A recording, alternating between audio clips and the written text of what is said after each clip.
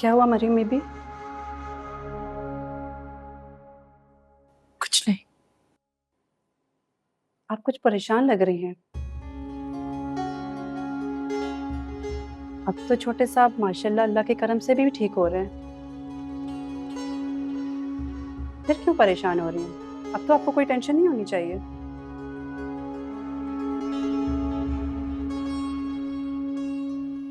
ओह, अनाबिया बीबी छोटे साहब के कमरे में है, इसलिए आप परेशान हो रही हैं।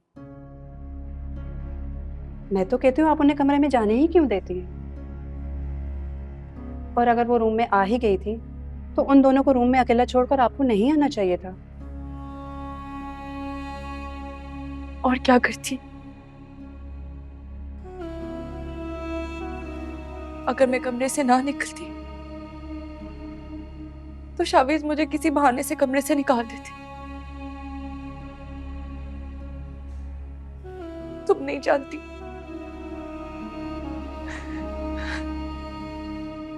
शावीज के दिल में आज भी अनाबिया ही है बस। अफसोस होता है छोटे साहब पर, जो आपकी कदर नहीं करते।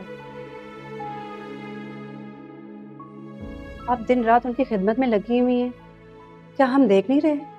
हॉस्पिटल से लेके घर तक आपने उनके लिए क्या कुछ नहीं किया। उनको अब तो आपकी कदर करनी चाहिए। और अगर अब भी छोटे साहब आपकी कदर नहीं करते तो मैं तो कहती हूँ आप पीछे हट जाइए।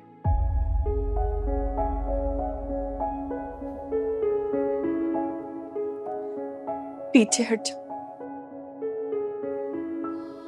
तुम तो ऐसे कह रही हो जैसे मेरा और उनका अफेयर हो।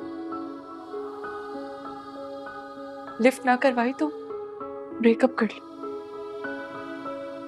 बीवी हूं उनकी, निकाह हुआ है उनका मेरे साथ।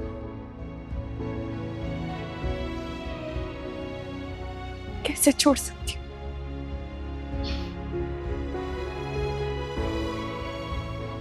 क्या हुआ? तुम हंस क्यों रही हो?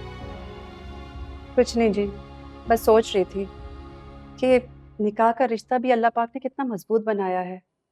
बीवी को शोहर से कुछ मिले या ना मिले, बीवी शोहर को फिर भी नहीं छोड़ती। अब आप मुझे ही देख लें, शोहर की मारपीट गालियां सब खाती हूँ, लेकिन अपने शोहर के अलावा किसी और मर्द का तसव्वुर भी नहीं करती। मियाँ तो मियाँ ही होता है जी।